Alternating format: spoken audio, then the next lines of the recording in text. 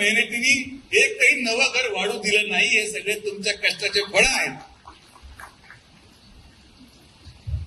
तर त्या सत्काराचा उल्लेख मी यासाठी केला की जे काही ते सांगायचा प्रयत्न करतायत गणेश कारखान्यासंदर्भात,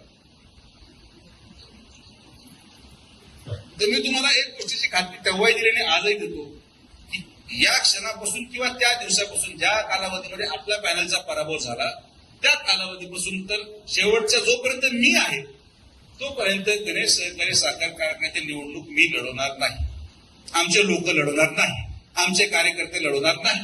तो कारखाना तुमचा आहे, मी चालू. आम्ही तर म्हणतो ना आम्हाला पाहिजे. मी सांगतो लिहून स्टॅम्प पेपरवर की आपले जेवढे सभासद असतील ते देऊन टाका राजीनामे, बाबा सभासद सोडून द्या. त्याच्या पलीकडे अजून काय बोललं पाहिजे? आपला कुठलाही उद्देश कोणाची संस्था बंद पाडण्यामध्ये नाहीये. जी न्यायालयीन लढाई आहे, जी हक्काची लढाई आहे, आमची लढाई दिलीपराव फक्त आणि फक्त आमचे प्रवरेचे पैसे सुरक्षित ठेवण्यासाठी आहे. कारण की ते पैसे प्रवरेच्या सभासदांचे आहेत, सुजय विखेंचे नाहीये, राधाकृष्ण विखेंचे नाहीये, ते प्रवरेच्या सभासदांचे आहेत. ज्या सभासदांचे पैसे आज आपण लावून तो कारखाना पुनर्जीवित केला, त्या पैशाच्या हक्काची लढाई आहे आणि ती लढाई लढावंच लागेल. त्या व्यतिरिक्त आमचा कोणाचाही द्वेष नाही, आमच्या कोणाबद्दल आम्हाला काही मांडायचं पण नाहीये. आणि जे आज संगमनेर येऊन इथं भाषण केलं की आपला ऊस बाहेरच्या लोकांना घेऊन जाऊ देणार नाही. बाबांनो, आम्ही गणेश कारखाना चालत असताना तुम्ही किती ऊस नेला याचा हिशोब द्या. साकुरीमध्ये टोळ्या होत्या, नावं देतो मी की साकुरीमधून पण आता ऊस नेला संगमनेरनी, गणेश परिसरातून कोळपेवाडीने किती ऊस नेला, संजीवनी किती ऊस नेला. मग जेव्हा आम्ही कारखाना चालवत होतो तुम्ही नेल्याला चालतो आणि तुम्ही चालवायला लागले तर आम्ही न्यायचं नाही. आम्ही आमच्या कार्यकर्त्यांना जगवणार, आमच्या कार्यकर्त्यांना जिथं इच्छा असेल ते ऊस द्यायचं स्वातंत्र्य त्यांना आहे आणि ते देतील. त्यांना कोणी बळजबरी करू शकत नाही.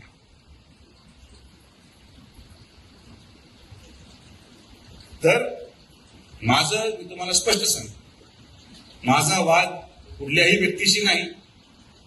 कोपरगावमध्ये 2 आमदार झाले याचा आनंद मलाच आहे. त्यांना संधी मिळाली, त्या संधीचं सोनं त्यांनी करावं, तालुक्याच्या विकासासाठी करावं. गणेश परिसरामध्ये त्यांना वाटतं त्यांना काही योगदान द्यायचंय, देऊ द्या. पण आपण, मी दुर्दैवाने आजारी असल्यामुळे गडबड झाली की एक सभा झाली आणि त्याची चर्चा आपले लोक करतात. कशाला चर्चा करायची कोणाच्या भाषणाची? आपण काय पहिल्यांदा ऐकले भाषण असे? आपण पहिल्यांदा पाहिले भाषण असे? हे जे भाषण करताय त्यांच्या समोर ऐकायला होते हे विधानसभेमध्ये आपण पुराव्यानिशी सिद्ध केलंय. पुराव्यानिशी व्हिडिओद्वारे की कारखान्याचे संचालक आणि कर्मचारी आपल्या विरोधात काँग्रेसचे पैसे पाठवत होते. होते का विरोधात ते सांगा? व्हिडिओ शूटिंग आहे. आपल्याला नवं आहे काय सगळ्या गोष्टी? आम्हाला नाही फरक पडत. बाबा तुम्ही सगळी ताकद लावा, जी लावायची लावा. अजून कोणी राहिला असेल त्यालाही बोलून घ्या. या तालुक्यामध्ये सर्वसामान्य माणसं आणि संघटनेच्या कार्यकर्ते जोपर्यंत प्रामाणिक आहेत तोपर्यंत भारतीय जनता पार्टी आणि विखे पाटील साहेबांच्या केसाला धक्का सुद्धा लागणार नाही. ही ताकद आपली आहे, ही संघटनेची ताकद आहे, ही तुमची ताकद आहे.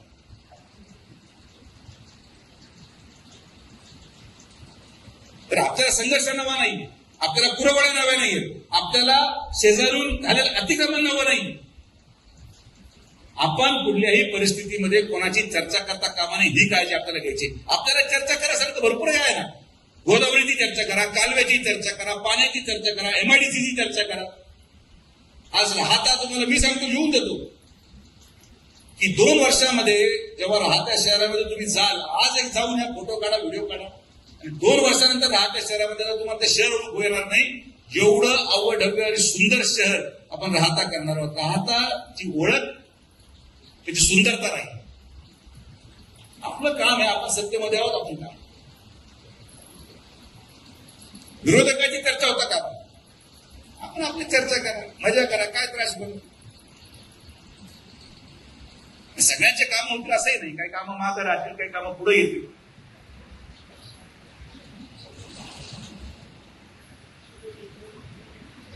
ती सभा संपली आणि मला 2-3 लोकांचे मेसेज आले, नाही दादा काय झालं, ते कसं चाललंय, हे लोक स्टेजवर होते, ते लोक स्टेजवर होते, फलाना होता जिमकरता साखरीवाला पण स्टेजवर चढला, असं झालं तसं झालं. हा बापू, आणि SIR मध्ये जो ज्या भागात राहतो ना त्या भागात त्याचं मतदान गेलं पाहिजे. साखरीवाला शिर्डी राहतच नको, राहतावाला साखरीत नको.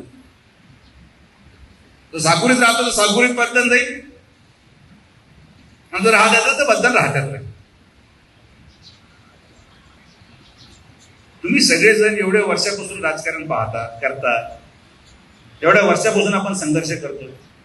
हे काही नवं आहे आपल्यासाठी यार. आपण याच्यापेक्षा मोठे मोठे षडयंत्र उघडून फेकलेले आहेत. आज तर सुवर्ण काळ आहे, काही नाही आपल्याकडे. तुमच्या मताचा परिणाम पहा, हे तुमच्या मताचा परिणाम आहे, तुमच्या निष्ठेचा परिणाम आहे. 100 वर्षापासून तर 18 वर्षापर्यंतच्या प्रत्येक निष्ठेचा परिणाम आहे की आज लोकसभेच्या पराभवानंतर देखील नामदार साहेबांच्या नेतृत्वामध्ये आपण या जिल्ह्यामध्ये 12 आपले हक्काचे आमदार महायुतीचे निवडून आणू शकलो, ही तुमची ताकद आहे. याच्या अगोदर जिल्ह्यामध्ये शक्य नव्हतं. 2-3 आमदार असायचे, आज 12 आमदार आपण निवडून आणले. आपले कष्ट आहे, पक्षासाठी आहे, मुख्यमंत्र्यांचं नेतृत्व आहे. हे तुम्हाला काय वाटतं गोदावरी 350 कोटी कशा आहेत? कारण की आपण जेव्हा मुख्यमंत्री महोदयांना म्हटलं की मुख्यमंत्री महोदय हे आमच्या तालुक्याचं काम एवढं तर झालंच पाहिजे, नाही म्हणू शकले नाही, लगेच सही झाली, सगळे काम.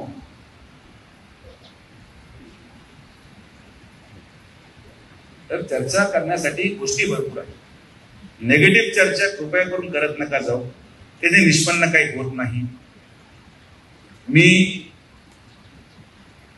आवडून सांगतो तरी मी सत्कार ठेवतो, हा ना, इथं करू आपल्या कार्यकर्त्यांच्या माध्यमातून. आमचं काय म्हणतात, पक्ष वाढला पाहिजे, पक्ष मोठा झाला पाहिजे, कोणी व्यक्ती माझा शत्रू नाही. मी तुम्हाला आजही सांगतो की माझं काही शत्रुता कुठल्या एका व्यक्ती बरोबर नाही.